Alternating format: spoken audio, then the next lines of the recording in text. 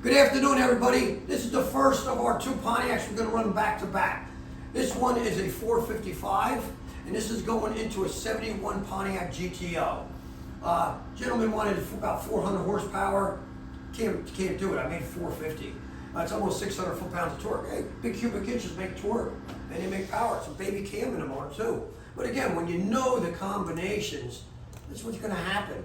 I can't build a motor that don't have any power. It's just the way it is. But this has got a beautiful hydraulic roller camshaft in it. It's got a full forged rotating assembly in this engine. I hand file it. Cleveite bearings. I won't build a motor without Cleveite bearings in it. This has got the Holley Sniper system. It also has a full boat March kit on here. No, this is not a March kit. This is a CVF kit. Love the CVF kits. Again, if you look on it, there is no water, there's no oil. I know all the tricks to these old Pontiacs. Again, any of you Pontiac lovers want something, give me a buzz. Be happy to help you out. Peace. God bless.